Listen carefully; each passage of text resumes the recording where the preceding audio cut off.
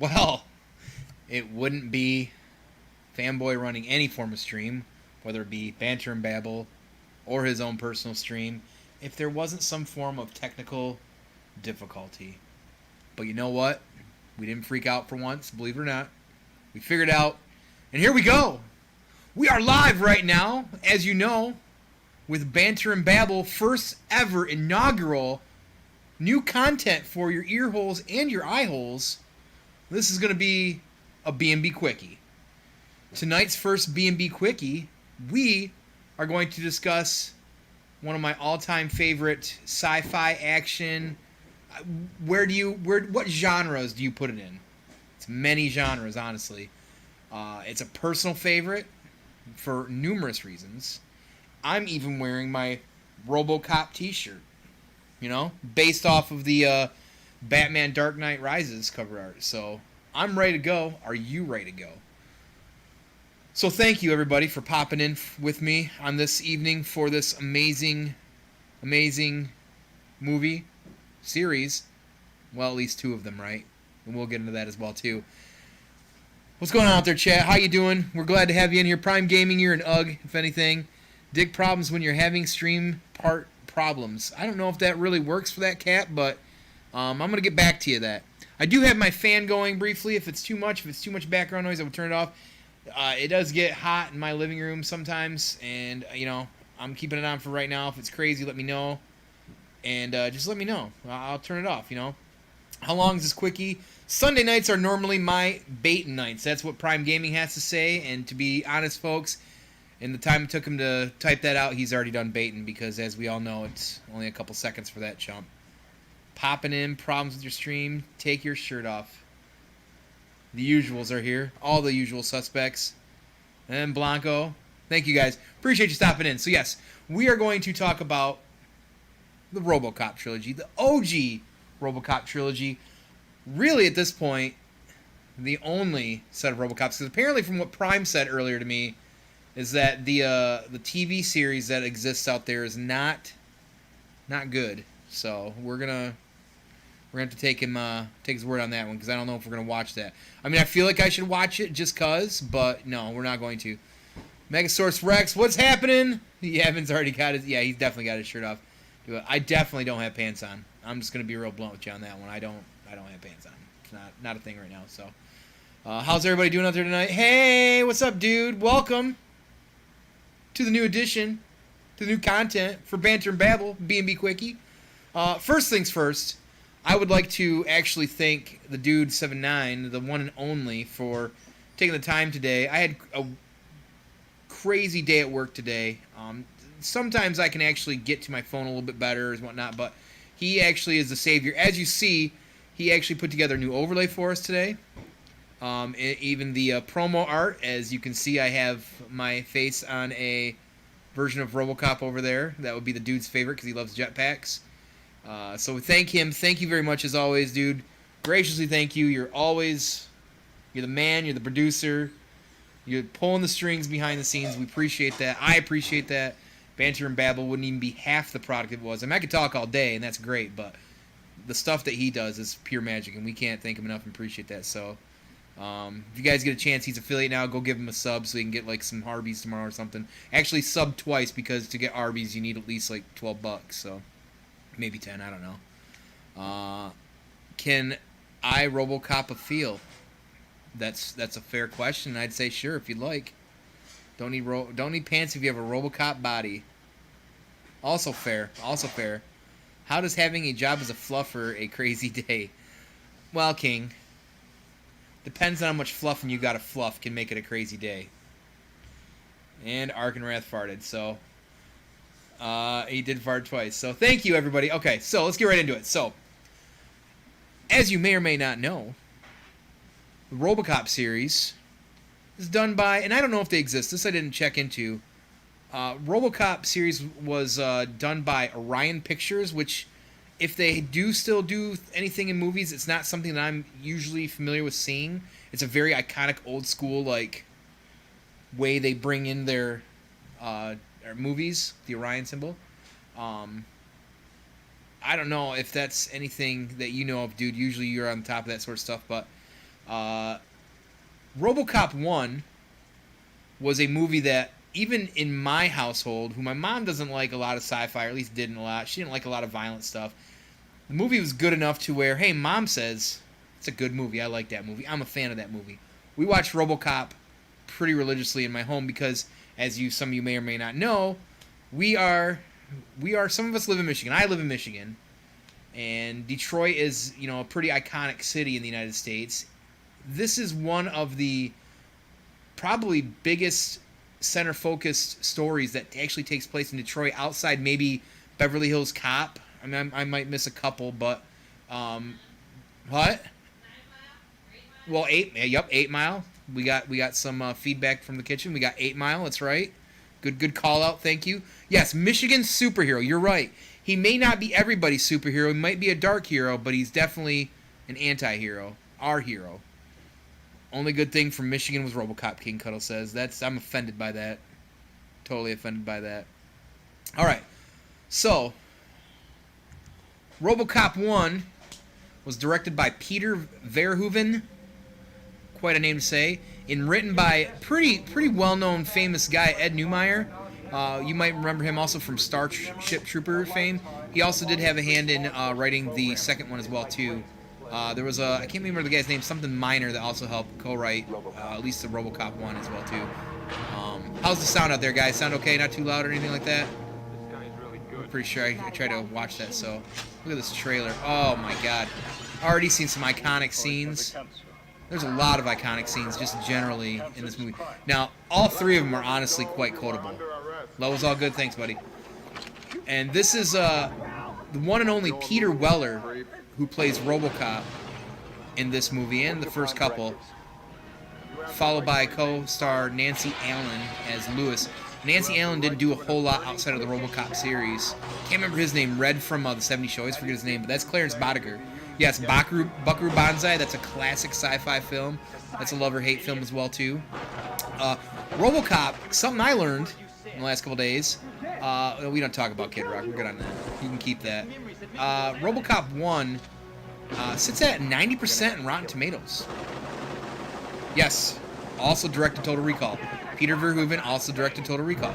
Yep, and that's why the guy that plays Dick Jones is also in Total Recall as well, too. What up, Marvelous? There you go. That is the trailer for the OG Robocop. Now, again, I'm telling you, there's some amazing quotes out there. What made this movie so good, at least maybe to me as a kid, is during that time frame, the old school movies in the late 80s or even just 80s in general, just a lot of gratuitous violence. This movie had had some issues with getting out due to some of its ratings because some of the violence that were in it. I would think one in particular is actually where he shoots the dude's dick off. I'm pretty certain of that. And there was some scenes like when it hit TV too that they cut out Emil when he gets hit with the toxic. He looks like kind of like a rip off of the Toxic Avenger kind of coming at you with all And very honestly, this movie has a lot of those kind of nods that a lot of movies back then did had the toxic waste here, empty industrial factory, crimes overrun the streets. It's just too much for the cops to handle, etc. And it's pretty big and defining because really the main pseudo villain of this kind of center focuses on Dick Jones, but he's also a member or works for OCP, Omni Consumer Products, which you hear like other stories throughout either books or movie media, the adage of the privatized corporations taking over your law enforcement and stuff like that because you can't get funding, etc. So that's kind of what's happening. They want to build what's called Delta City. They want to kind of like squish everything that's going on in Detroit and make this big city and have everybody pay them taxes or rent, however you want to say, by putting everybody into like actual formed housing. And that's kind of where the series really lightly touches off. Like, it doesn't get too deep into that until kind of the second one. You see more of that. The first one's just kind of a small backdrop of OCP. You hear him talking about wanting to build Delta City, and then it really kind of amps up in the second one with Omni Consumer. So, fantastic movie. Like I said, I'm a huge fan. Very, What are some of your guys? You guys got some quotes out there. I know we do a lot of quotes. Don't forget the 3 directives, prime directives, are always serve the public trust, protect the innocent, uphold the law. And the 4th one that we see actually gets deleted, and you deal with actually more in the second one. Well, it starts in the first, and they still have to deal with it in the second one, is you cannot arrest a OCP worker, employee. Yeah, that's my directives. Right. So the first one, like I said, sits at 90% Rotten Tomato. Like, it's pretty well known. Like, the movie just as a standalone would have been just fine. If they just ended at the beginning, or at the end of, of the series, it would have been just completely fine. It's a great movie. It still is great now. It has withheld the sands of time. And that's, honestly, I think a lot of it for some of the cast. Like, everybody plays their role rather well. One of my favorite scenes I always go to at the end is Lewis and Robocop are kind of laying in the industrial stuff, and she's, Murphy, I'm a mess. It's just like so fucking campy, but some of the shit's just so funny. We got King Cuddle's hot take coming here. Fanboy first got laid by saying, I'd buy that for $1, which is definitely King Cuddle's favorite line probably from the movie. I'd buy that for $1. A lot of great things that the director did was this very kind of like this dark humor. A lot of different, like, the commercials, for instance, like, they really paint and create this world that just doesn't exist, but kind of makes fun of current things going on in the world, current events, and even future stuff as well too. The sunblock, you see a Magnavolt, the guy gets in a car and somebody's trying to steal it, and it's you get into the guy's trying to steal the car, and this big electric seatbelt comes up and shocks him, and the guy dies and rolls out of it. So the ultimate in car security defense is what they say. You're a metaphor, by the way. What up, Raju Zain? Look at this, ladies and gentlemen, the one and only Rohit Raju in the chat. Hakeem Zain, say hello to that man right there. He's the mocha-skinned manimal. His mother called him son because he shines like one. That's him right there. The final word in auto security. Thank you, yes. From Sting. He rescued Sting. That's right. Robocop did rescue Sting in WCW. Wow, we could do a whole episode talking about that. So, again, sound off out there if you're fans of some of your quotes. I seen a couple, I'd buy that for $1. We'll give the man a hand, It's a great one.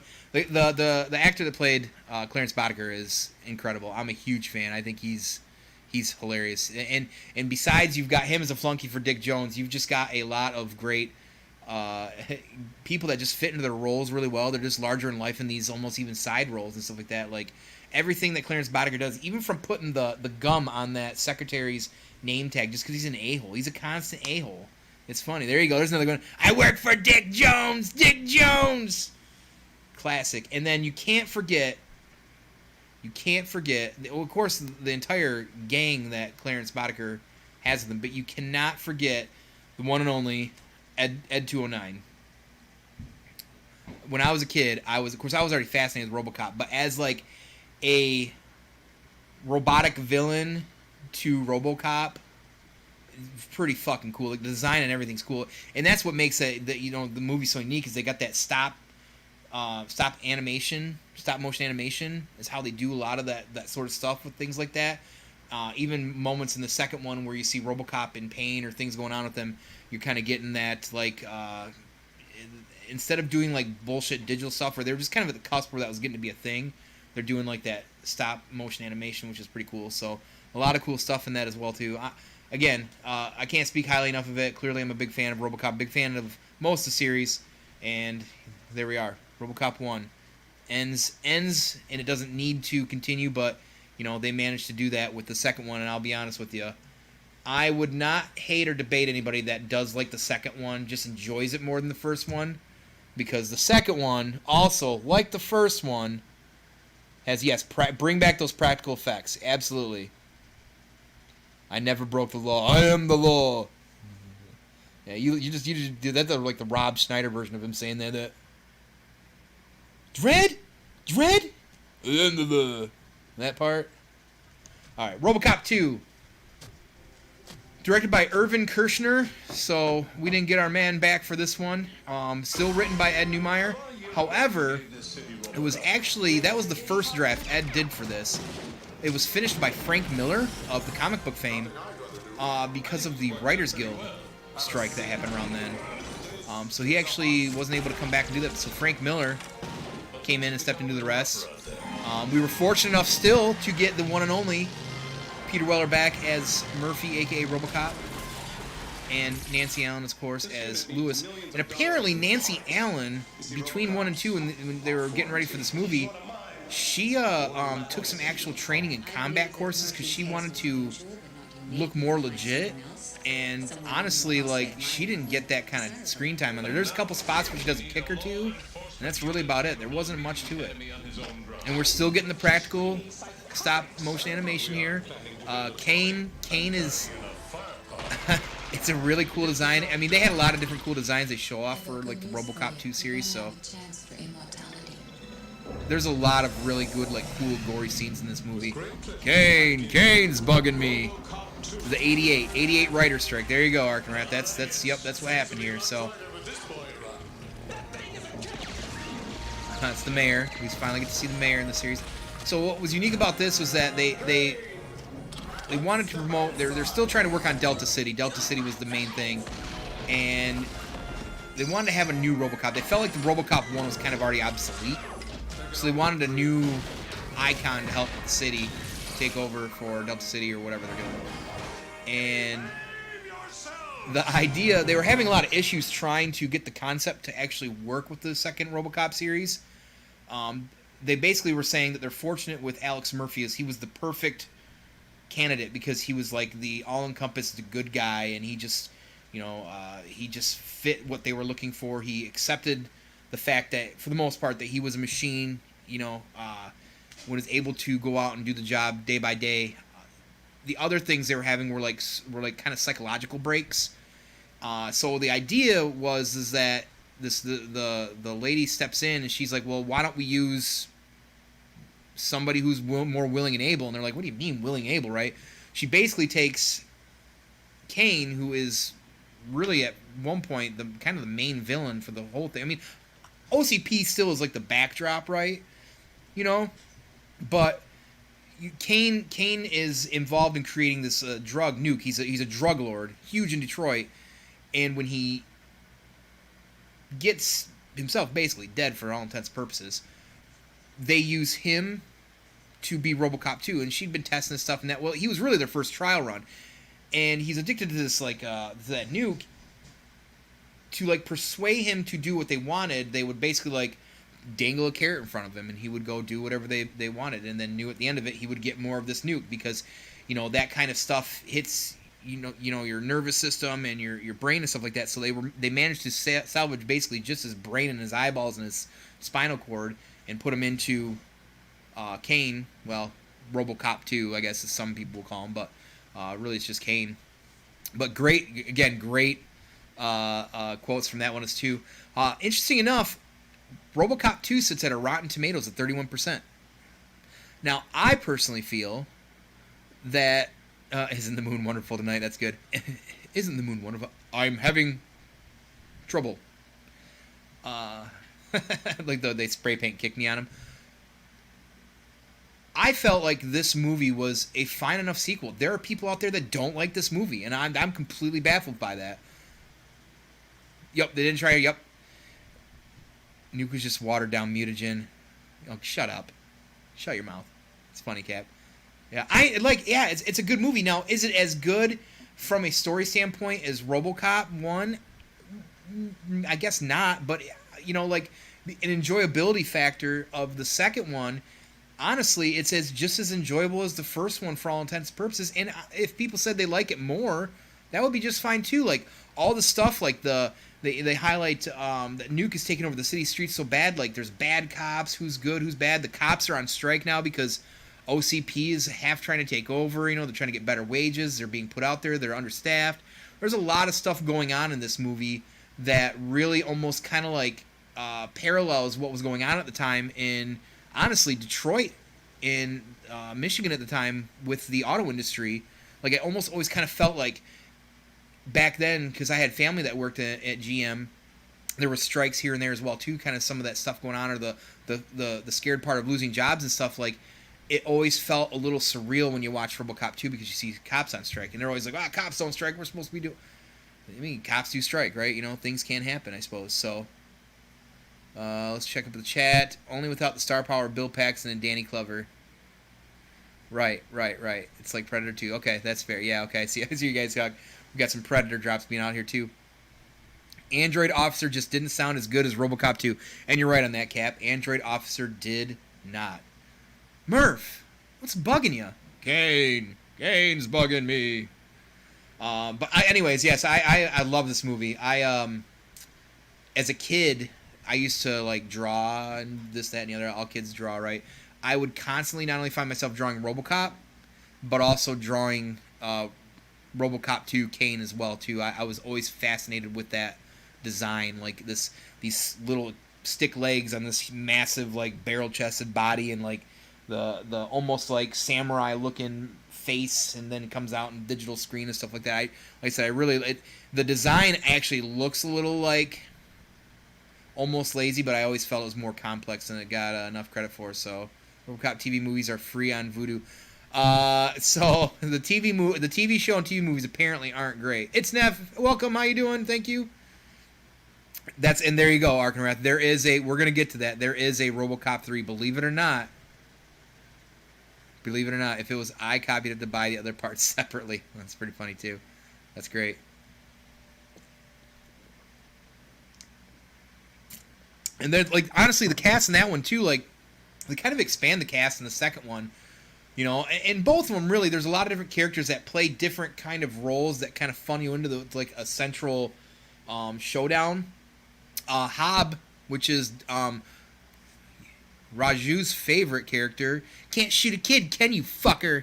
You know, when they're tearing RoboCop apart, and like you're getting kind of like a first person view of that. That's pretty dope. I think that's one of the coolest scenes too. That and the part where they just start cutting like Officer Duffy's like chest cavity open. I remember as a kid I was like, "This is fucking sick." Yeah, well, I'm scared to get to the third movie because it's so troubling. Trouble. When are they gonna add a RoboCop Leprechaun crossover? Hey man, you never know. You know, you never know. A lot of great scenes. One of my favorite scenes in that movie, as a kid again, was when they're in the arcade at the beginning and he's tossing Duffy around in the arcade. Because you can, if you pay attention, a lot of the games, there's a lot of like classic games. You see bad dudes and stuff like that as well too. I always, as a kid, like tried to figure out what game's going on, because back then, you know, I didn't have a lot of arcades near me, and anytime I even thought about getting to an arcade, being near an arcade, I'd be super hyped about it. There was a RoboCop versus Terminator. There was a game. Now I played the RoboCop NES video game, bullshit hard, even if you got the Cobra. And trying to fucking kill Ed 209, and that was so fucking hard. It was SNES, RoboCop versus Terminator. Okay, the NES version of RoboCop was fucking a bitch. Yeah, it was stupid tough. Very classic of that era, of that coin-op era. So yes, again, 31% sitting Rotten Tomatoes. RoboCop 2. If you're a fan of the series, I always feel like you still give that one a lot of love. I think just overall the first one for a lot of folks was. Just maybe it was just new. I don't know. Like I said, that one still sits at 90%. That's wild. That there's such a spread between them. But honestly, I mean, you got a lot of the same jokes in the second one too. A lot of the commercials, like the fake commercials for fake products. The Sunblock 5000. She basically looks like she's from the movie Avatar. She's all blue with all the sunblock, and stuff like that. When the ozone was gone and blah blah blah. Fun stuff. I like that shit. Prime Gaming says SNES tones down gore and whatnot. What does that mean? I'm supposed to talk it out live. What does that mean? Play it out. What does that mean? What does that mean, Prime? All right. Last but not least, for certainly the wrong reasons, wait till you. And this is why I figured we'd spend some extra time talking into. RoboCop 3. this does exist. Dude was trying to pull some jokes with me, but the reality is, I own the trilogy on DVD. I've had the box set DVD since like the early 2000s. I have this like kind of rare DVD set on it. I've probably seen the third one maybe 3 or 4 times, maybe. I can't count how much I've seen the first or second, very honestly. I own them on digital as well too on Prime, Amazon Prime. I would not buy Robocop 3. I actually just rented it so I could get caught up on it this weekend because it had been sold such a long time. You stand by 3 King, shame on you. The trailer is cringe as hell. There's a lot to unpack with this one, again, for the wrong reasons. And they're complete. Look at this stuff. They're letting loose so much stuff like here. Like, that's so Jesus. That alone makes me mad. It is not Peter Weller. It is not. That is part of probably the problem. So Neumeier wasn't involved at all. So he didn't even create a script of this. Something happened. Orion, I think, bought out the rights to it or something. I don't know if that was after the writer's strike or not. For sure. I want to say I thought it was. Yes, Rip Torn is in the movie. Bradley Whitford, yes. I'm telling you, the cast is weird. All 3 of the movies have interesting people that played side parts as cast members in other bigger things down the road. This one's got one of the funny ones because 2 of the people are like legitimate, like do comedic roles. Oh God, here we go. They really show too much. You're basically seeing the whole movie, guys. That was it. Like if that you saw the movie, and if you think that trailer is garbage ass shit, that's the movie right there. That's literally the movie. That movie is horrible. RoboCop's dick. If you can watch B&B without the Dude 79, I can like to stop. Yeah, well, there's Ninjas Cappadocian. Yes, it's almost like they just decided to start throwing shit in. And that one guy, the ninja, first of all, he was a robotic ninja, and he looked like somebody from like Big Trouble in Little China. I'm not sure if it's the same actor, but he sure as hell fucking looked like it. The gun for Fifth Element on his arm, shooting flamethrower. Oh yeah. The Zerg's gun or whatever. Yeah. Oh yeah. Well, early on when he puts it on his wrist, so he's driving around early on, and he twists it on and puts it on his wrist, and he shoot like it's fucking ridiculous.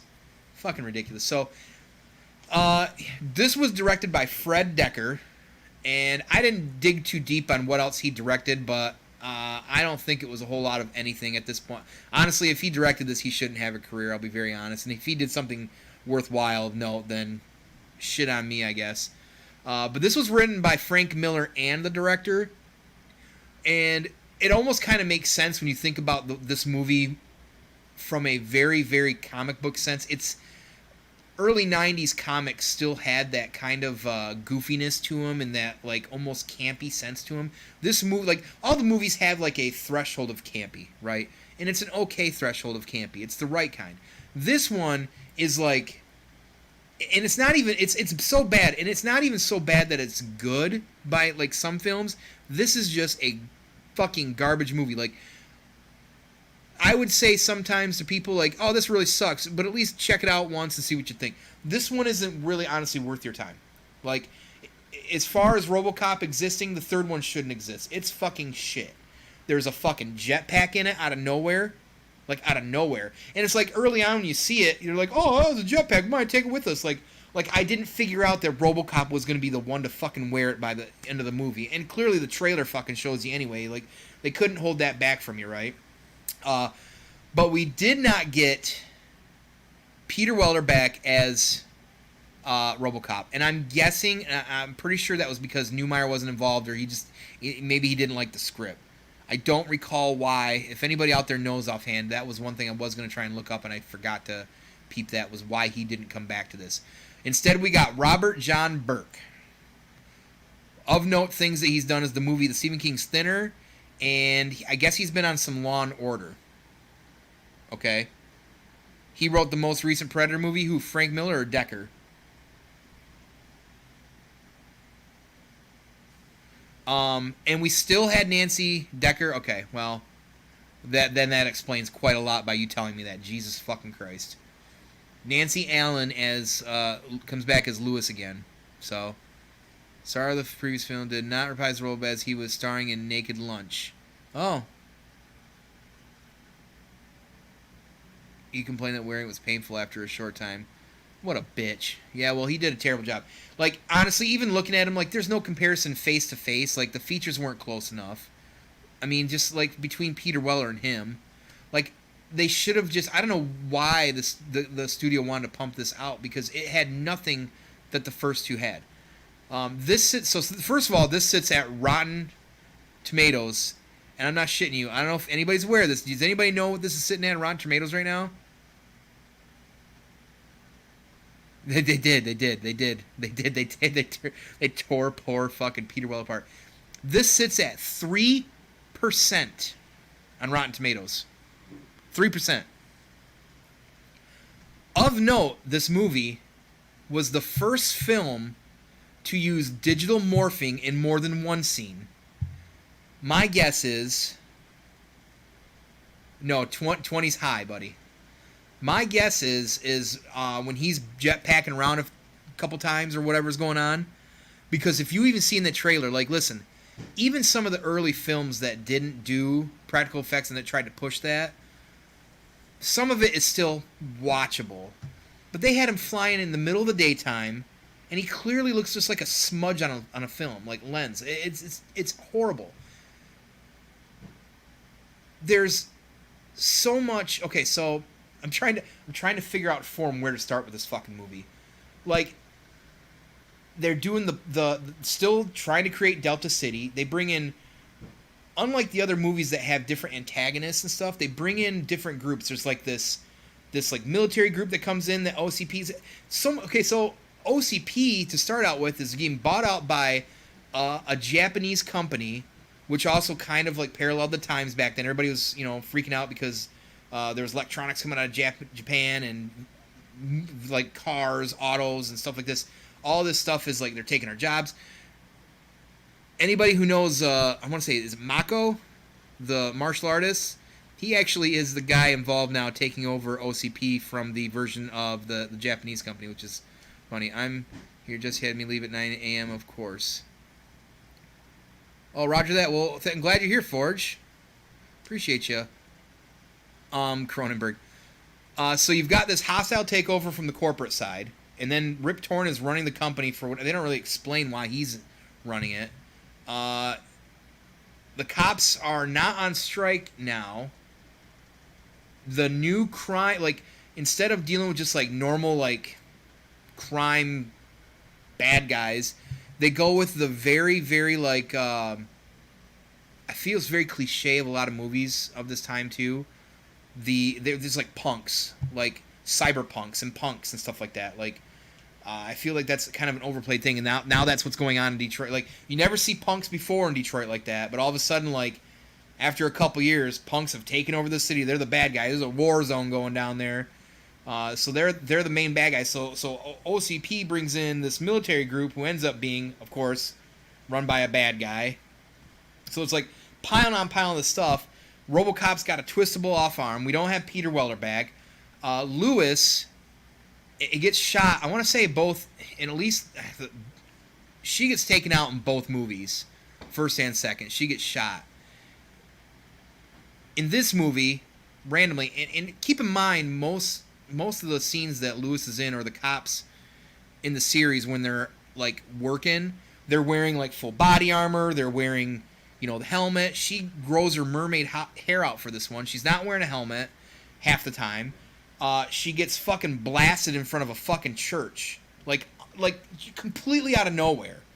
Like, literally, like, she could have, like, moved behind Robocop, and he could have taken the bullets, or he could have said, no, Lois, she's not wearing her chest protector, and he blasts her on the stairs, and, like, she's telling him basically to go take care of business, and it's like so ridiculously campy. It's literally terribly unwatchable. Remember when Rip Torn coached the dodgeball team? Yes, we do.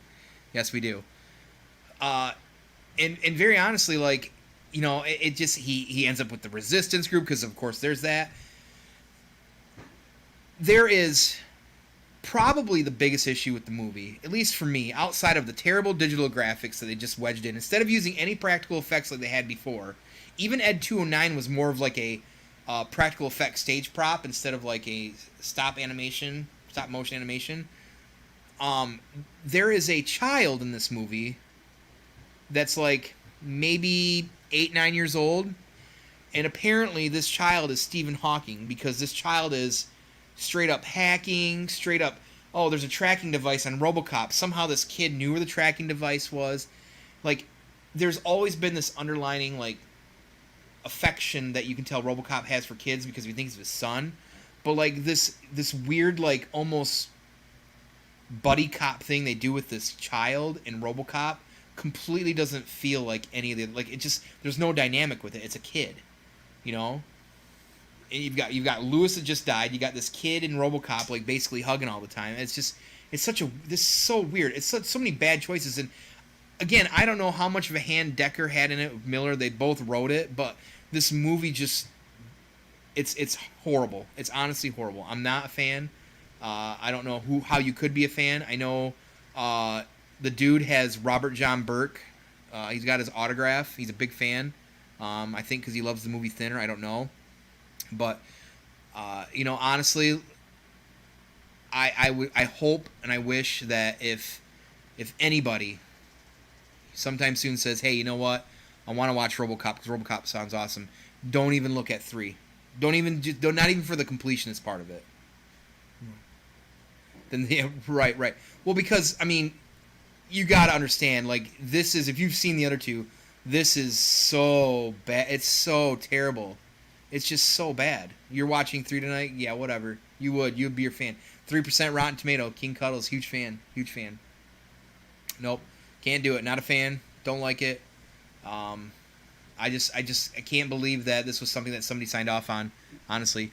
And you know, bottom line is, again, it just does not feel like there's no pacing of the other two. It literally doesn't even feel like it's a RoboCop movie. It just feels like this campy mess of two different thoughts going on, I suppose. So, what do you guys think? So, has everybody seen all 3 of them? Now, again, if you're from Michigan, you've seen the RoboCop, at least the first couple. Some of us are pretty big fans. I don't know a lot of folks that live in Michigan that don't appreciate and love RoboCop like some of us. Now, RoboCop was actually supposed to. They're trying to get a statue, a monument built for him somewhere in Detroit. There was like a independent project for that. I don't know if that ever came through. I know they were working on that, but so you've seen the series, okay? Forge Hammer's seen the series. I've never seen the series. I forgot about the series until I was watching these movies and realized there's a series out there. That's weird. But Prime and everybody says they're pretty terrible, so it's better than 3 than not good. Well, if it's better than 3, there might be a chance I got to see it just to say how bad it is. Some interesting things to note right now with the series, though. Now, I don't know if anybody saw, and I don't want to get too deep on this rabbit hole, but the reboot that came out in 2014, I actually didn't mind the movie. I thought, with Michael Keaton in it, I thought for all intents and purposes for a reboot, it was definitely, was that considered a reboot? I guess, is that a reboot? I don't know. I don't love 3. Stop. What is going on? You guys need to stop that. Love 3? What are you talking about? 3 like this or something else? Or are you talking about Captain America, like Civil War or something? The reboot, I didn't mind, honestly. It's not a reboot. What is that? Is that a what do they call that? A redone? What is that? I can't even think of the word. I didn't mind the movie. I was all right. Remake. Thank you. God damn, I couldn't even spit that out. Thanks, dude. It was all right. It was a very modernized version, I thought. It was all right. Yeah, it's all right, right? Like, there's way worse movies out there. Way worse. It's not great. I don't even know if it's good. You know, it's all right. You know, you have Michael Keaton in it, which was kind of cool. You know, it's worth the watch. Again, I've seen way worse films, you know, and if it's sci-fi, there's a good chance I'm usually going to give it at least a watch or a day in court. Apparently, Ed Neumeyer, last year, and there's still kind of talks about it, they're trying to kind of reboot the RoboCop series and do like another sequel in the actual timeline, and they were really trying to get Peter Weller to come back, who's in his mid-70s, I think, now. as some form of RoboCop. You know, some people were saying, would he be like a Max Headroom digital version or something like that? Like who knows, right? Like, but they were trying to get him to come back and do something at some point. But as far as this year, there's been no updates on any of that. So I don't. Yeah, he looks old as fuck now. But when you think about it, when he's in the suit though, he looked old as fuck though too. He was really really good in Dexter. I want to say it was season 4. He was kind of like a vigilante detective or reporter or something like that. He's a creep, man. He was in the Star Trek reboot or remake, whatever you want to fucking call him, as one of the commanders that he was taking on Jack Pine. I thought he's creepy. He's creepy in anything he does like that. He just got a way about him, I think. Jeff Bridges was Clue in Tron 2000. Thank you. You're absolutely correct, Forge Hammer. Thank you. Yes. Which, matter of fact, I do like that Tron Legacy. I'm a big fan of that movie. I realize who you are now, Forge Hammer. Duh. Yeah, we were talking about Robocop. Jesus, took me a second. That was Chancy Pants. Took me a second. Jeff Bridges was Clue and Tron. And they de-aged him, and it actually looked pretty well. That was their first time, I think, Disney putting their toe into the water with trying the de-aging thing, and it actually looked all right with Jeff Bridges for the most part. And now look what they're at. They've done some crazy shit. I mean, I guess hit or miss whether or not you like Princess Leia or Moff Tarkin de-aged, but not too bad. I mean, I don't know. Weird choices in my opinion, but well, that's gonna be about, I guess, for the most part, it for me, y'all. Unless there's something you guys got some thoughts on any of these. Clue being a program and the grid, it works. Oh yeah, for sure, Forge. I agree. Peter Well was in the Longmire TV show, did pretty well. Right on. Was he he had to be a bad guy, right? He plays bad guys really good.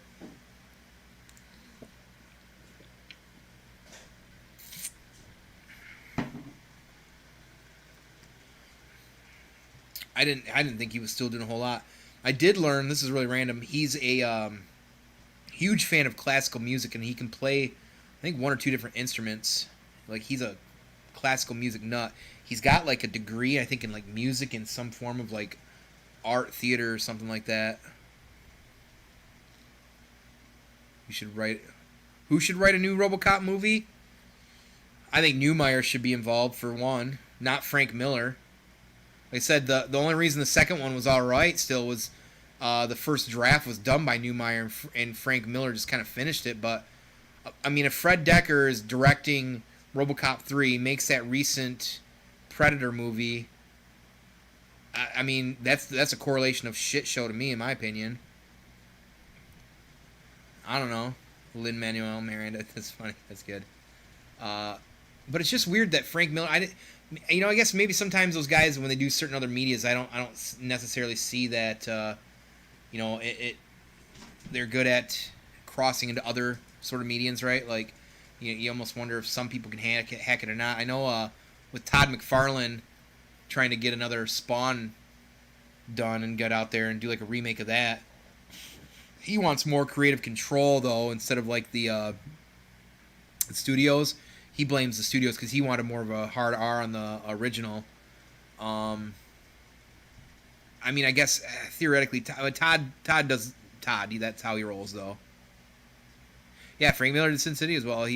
Sin City. Did he have a hand in the? Well, I mean, but if we're talking the movie was like based off his own work anyway. So, right? I mean, he didn't just all of a sudden like, that's not like taking RoboCop and going like, oh man, I'm gonna do a new entry in the RoboCop. You know what I mean?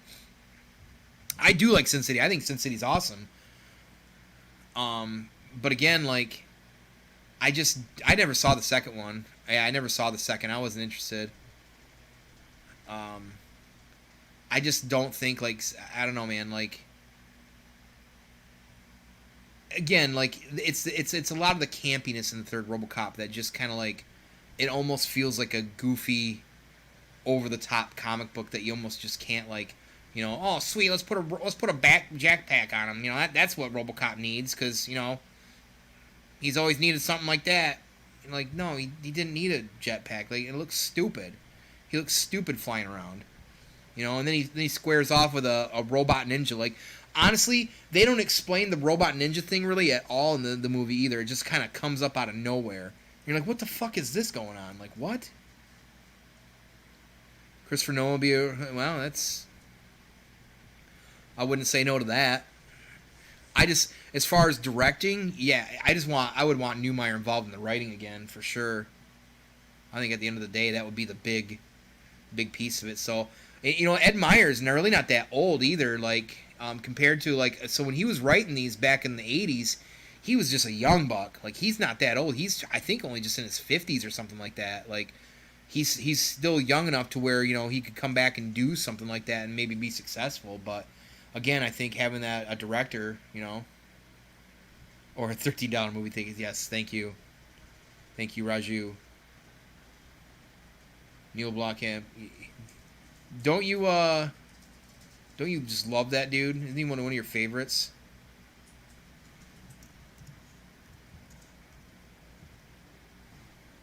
Like, he's one of your all-time favorites, right? What has he done? I don't know. I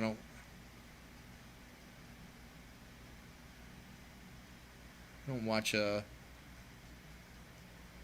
don't know direct. I sometimes don't know those guys like you do, dude. When it comes to directors and shit. Was it? Did he do District 9? Oh, did he? Yeah, I love District 9. What did Peter Jackson write that, or did he produce it? Yeah, Neil would be a great choice then. Yeah. Yeah, I always thought District 9 was fucking awesome. Remember the Prime? They used the old props from the Halo movie that got canned. So if you look at the guns closely, they're all Halo guns. I think didn't we see that at theaters back in the day? Use in Prime. I think we saw those saw that in the theaters, right? Am I crazy? I swear. Yeah, it was originally the Halo script or whatever. Yeah, that'd be a good one. That's a good call, dude. That would be a good one.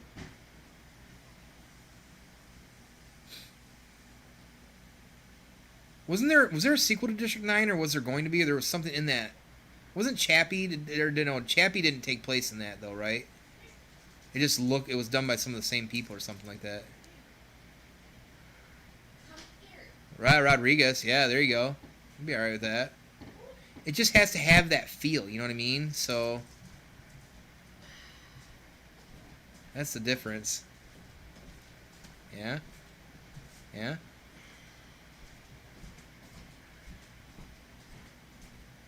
Same people, right on. Awesome. I don't know. And I know we talked about it recently. I mean, I know it's kind of more than that's off topics. I mean, we got through all this, and I won't keep everybody much more, but there's a lot going on clear in the world with COVID, quarantines, nothing open or whatever, and people are always wham bars, and I get it. I do. I'm not a bar guy like that by nature too often these days, but I miss going to the theater more than I miss being to do any other activity. I just miss being at the theater. I miss, and I'm not even a popcorn guy. I just like going with the group that we go with, getting excited about it, getting there early, talking about what we want to see, watching it, looking at all of our reactions when things are happening, and at the end of the movie taking 10 minutes or 15 minutes to talk about it before we separate again. Like, I miss that shit. I want that stuff. I know sports. Well, it sounds like NBA's got their shit planned out really well though too. You know what I mean? Like how they're doing it. Like aren't all the teams like in Disney in a bubble basically? Like, I get it for the sports. And for me, I'm not a huge sports guy like that. Just Olympics and basketball, but so I totally get it. But man, I miss going into the theater. Yeah, and that hand washing. All of a sudden we're hand washing now. What's that all about? It's ridiculous. Can't even handle it. Yeah, Arkenrath. Yeah, bring up the hand washing on Arkenrath, and he gets that little sour face, like, oh, I just had like a Sour Patch Kid, gross, right? Hang on one second. I want to show you somebody here. Come here. Come on, buddy. Come out and run along. Well, there you are. Oh, what's up, buddy? Who's this? Who's this, Rohit? Who this guy? Seeing what's going on in there. Would he poop on the floor? Aw. Who this guy? His little tongue's out. Oh, there he is. I don't want to try not to show his pee-pee on the... Look at this guy. Oh, I am just a baby. I am just a baby. He's trying to cute his way out of it. Yeah, he is. He's very trying to cute his way out of it. He's gotten a little better, but we're still working on it. We're still working on it. But his little tongue's always out because he can't help it. He's watching. He knows he probably did no-nos. Look at him. He likes to stand on his hind legs, so he'll stand and kind of sit here. Like, hey. I do. Yes, that's true, Forge. I don't know what the joke is with that, but he goes, hey, hi. Hi, Uncle Yusuf. Woof. All right, buddy. Here, you can go on over here. He likes to roll around this blanket next to me and hide in it like a little prairie dog. He does. The spirit of Yoda does live on in the house. Buddy, you go to a potty on Mama? But, well, that is going to do it for me, all. I appreciate you stopping in, chatting with me a little bit. This will be up. I think we're right on YouTube right now, even. I appreciate that, dude, yeah. I just wanted to kind of get out some of the kinks. I couldn't go live at first because of a stream key issue because I switched profiles, so a little bit of a learning process. I tried to stay on track because in my mind, like, trying to talk about 3 movies might be too much for me. I'm not trying to do that too often and probably just keep it shorter and focus center on, like, one movie a little bit more instead of talking about a trilogy. But I kind of want to get a feel for how the format might work and how it would react with everybody as well, too. So I appreciate that. And anytime I do new stuff, it's always like, I always consider them alpha, beta, and testing, and growing pains and stuff like that. You taking your shirt off for what, King Cuddle says? That's against the TOS agreement, otherwise I would. But if you want to throw some dollar bills, we'll talk about it. Maybe something a little, later or something, Maybe something a little bit later.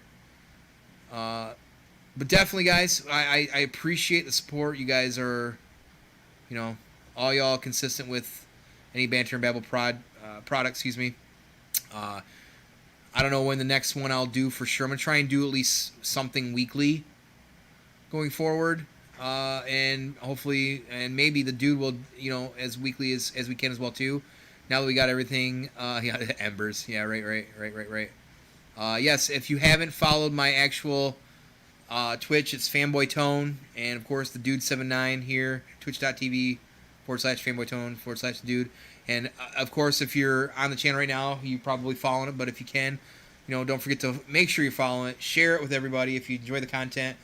This is just one extra piece of the content we're going forward with. B&B Quickie could really encompass really anything. It'll be probably, I would say, more often than not, games. But, or movies, excuse me. Oh, there he is. We might even get into some retro games, I'm not too big of a retro nostalgic guy, but there are some I would like to talk about and things like that I think we could have a good time talking about and chatting about. I think, I'll try to keep it more one item instead of 2 or 3, but I felt like this was a good one to talk about with multiple because 2 of the 3 are pretty awesome and one's such trash and garbage and doesn't feel like the rest of them. So, that's really about it. So, Banter and Babble, let's see, we'll be back another week and a half. I want to say the date is the 22nd. No, it's not the 22nd. 15th, maybe? I can't, let's do a Predator watch long, right? The Big Booty series. That's on Pornhub, King. Come on, you know better. But yeah, guys, I appreciate you coming through. Thank you so much. I'm going to log off from here for now. I might be back sometime this evening with my own stream brand, Fanboy Tone. I might play some Last of Us 2 and hang out and drink some more beers. But I'm going to log off this for now. Hang out for a few minutes, decide what I'm going to do. So if you're available later on, come holler at me and hang out. We're going to play some of that, drink some beers, or maybe get some Man-Eater or something like that. Dude, when are you going? Are you out there, dude? I don't know if Dude's out there. He might be playing something right now, too. It's on Stars right now. Watch him. Don't watch the third one. Dude's probably going to be live this week. Watch for his social media as well too for any sort of him going live playing some Destiny or whatever, and maybe he can get a B&B Quickie in there as well too. So don't forget to check all those socials as well. I don't know if I have this set up. This account still has some growing pains as we get connections leading up to. Oh, there it is. Don't forget our Discord as well too. It's in the panels there. Pop into that Discord. We'd love to have you in there. We hang out, chat on and off all day. Hit us up on our Linktree as well. It's Linktree/banter and babble for all our social media links to Twitter and everything. So we'd love to have you guys follow us on everything and be there available like you do now. And we appreciate that, and share us all over. So everybody have a good night. I will see you all very soon. And thank you as always. And I'll probably be back later. Have a good night, guys. Love you. Love you. I love you.